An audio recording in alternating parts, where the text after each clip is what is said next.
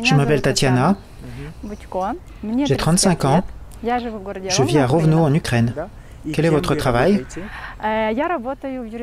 Je suis avocate, jurisprudence, depuis déjà 10 ans. Dans quelle direction? Dans le droit familial, les divorces, les pensions alimentaires. Je représente les intérêts des deux parties pour un juge.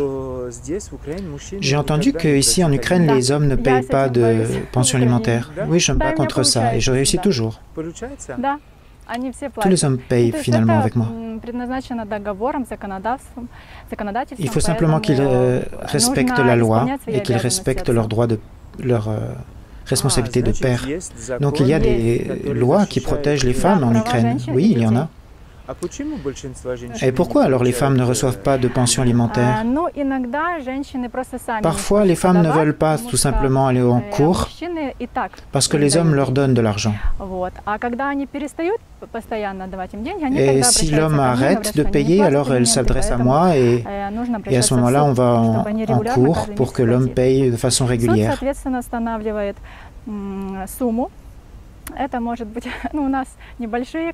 Chez nous, les pensions alimentaires sont très faibles, bien entendu. Si le père travaille, c'est fixé par la loi et par les impôts. Et en principe, c'est 30% de ses revenus officiels. 50% s'il y a 2 enfants. Mais de ses revenus officiels. C'est beaucoup d'argent s'il reçoit beaucoup d'argent. Le plus important, c'est d'arriver à prouver qu'il reçoit de l'argent. Oui, parce que la majorité des salaires ne sont pas déclarés. Oui, en général, les hommes ont simplement un salaire minimum et il y a le reste qui est payé dans une enveloppe. Donc pour vous, c'est très difficile de démontrer combien un homme gagne. Mais dans tous les cas, les femmes reçoivent, selon la loi, en général, elles reçoivent 1500 hryvnias par mois.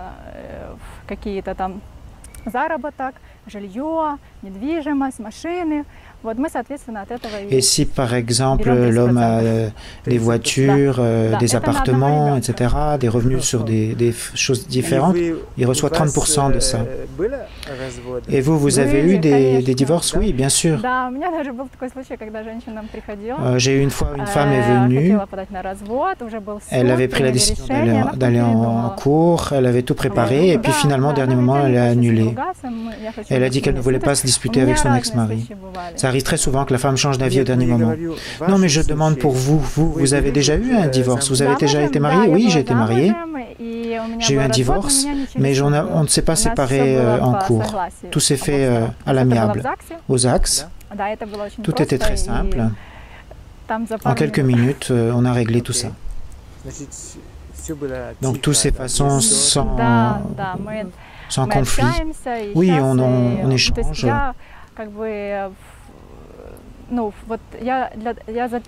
Je suis plutôt partisane de ne pas y avoir de conflit, qu'il y ait des bonnes relations entre l'ex-mari et l'ex-femme. Vous avez des enfants?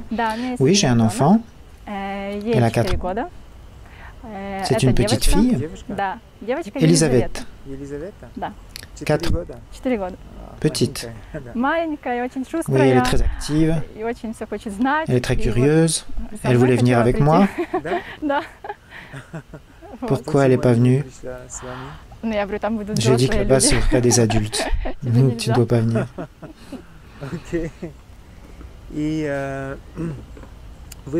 Ça fait longtemps que vous êtes inscrite dans cette agence à Rovno? Je suis inscrite depuis le décembre dernier. Vous avez déjà probablement pensé quel genre d'homme vous voulez rencontrer? Oui, bien sûr. J'y ai pensé avant de m'inscrire dans l'agence. En premier, il doit prendre les décisions, il doit être un homme, il doit être responsable de sa famille, pas seulement pour lui, mais responsable de la famille aussi.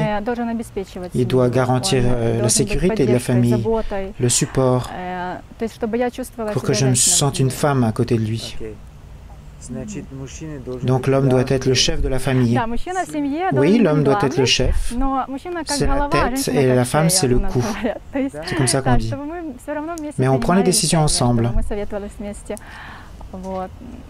On s'aide l'un l'autre.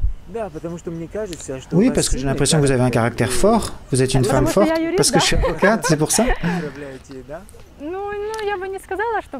Non, je ne dirais pas que je suis une directrice. Je suis flexible. Si j'ai confiance en l'homme, je ferai comme il veut.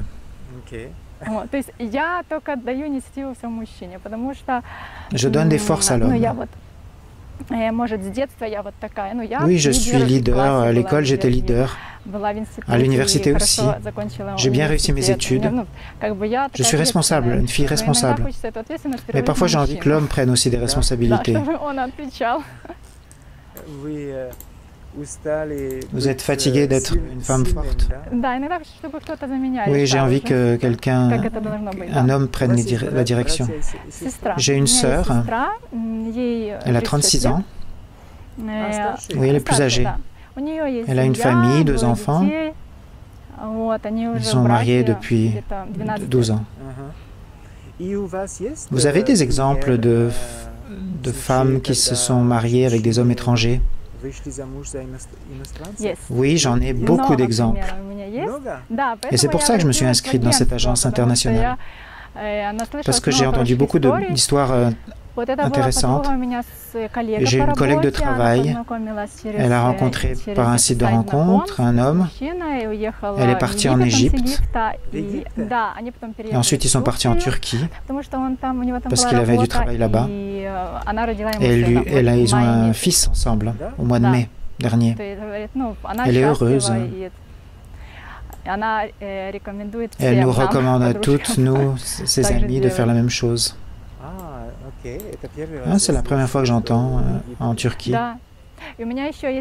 J'ai aussi une copine qui est rencontrée aussi, elle habite en Égypte. Ils vivent ensemble depuis 3 ans.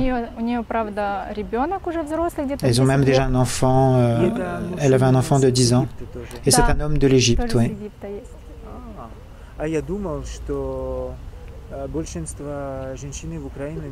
Je pensais qu'il y avait des femmes qui n'étaient pas intéressées par les hommes musulmans. Oui, parfois il y a des réticences à cause de la différence de religion et de mentalité. J'ai aussi une copine qui est en Hollande. Elle est partie travailler en Hollande et elle a rencontré un Hollandais. Ils se sont rencontrés par le travail et ils ont déjà un enfant.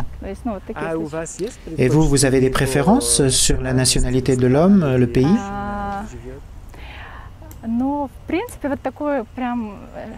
Non, je n'ai pas un cadre défini.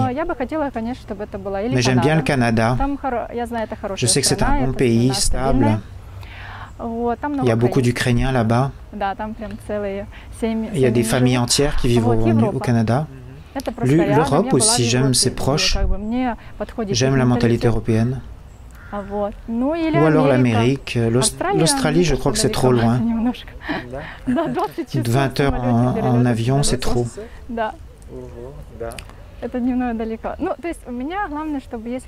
L'important, c'est que l'homme me plaise. Que ce soit mon homme, qu'il va y avoir des étincelles du magnétisme. Mais le lieu, ce n'est pas important, je crois. Quel genre de conseil vous pouvez donner à un homme pour que l'homme vous intrigue et vous intéresse? Être attentionné à la femme. Être un peu original, pas comme tout le monde. J'aime les hommes qui sont spontanés.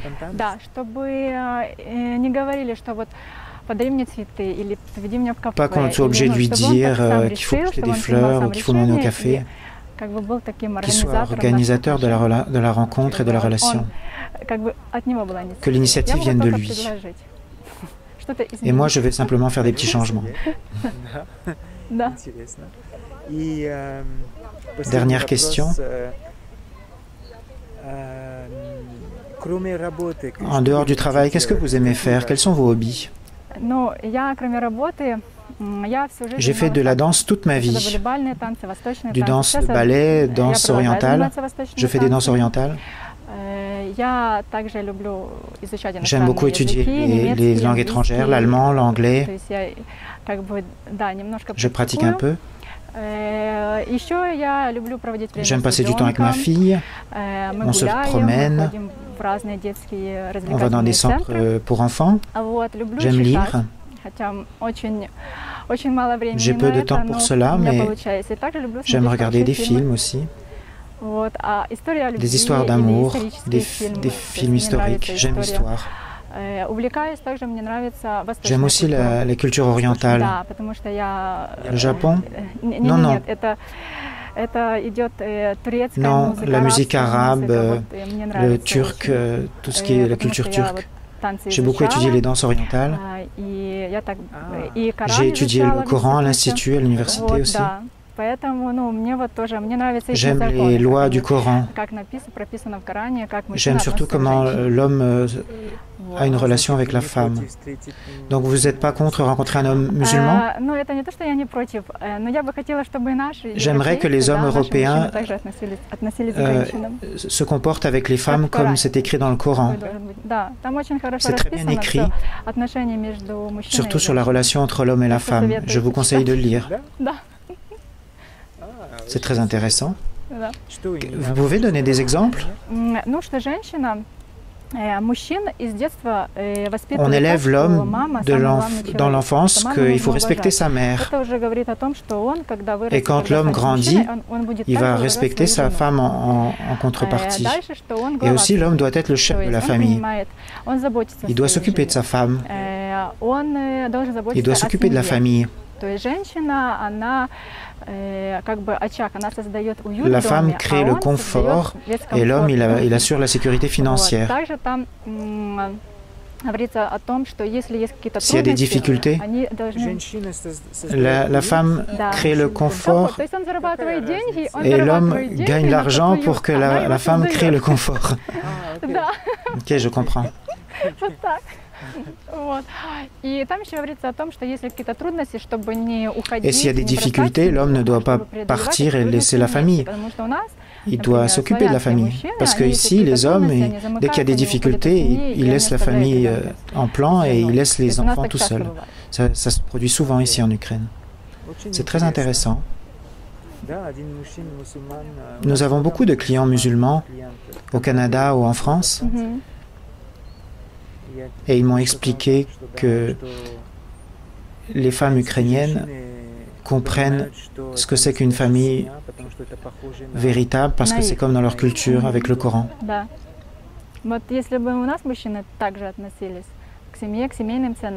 Oui, si les hommes se comportaient comme c'est écrit dans le Coran, ça serait bien.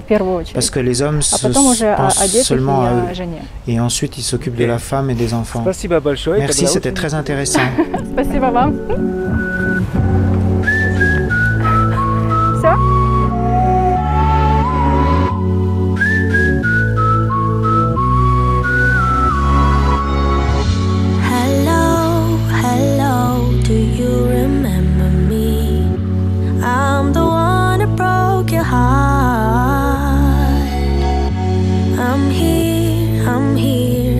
Still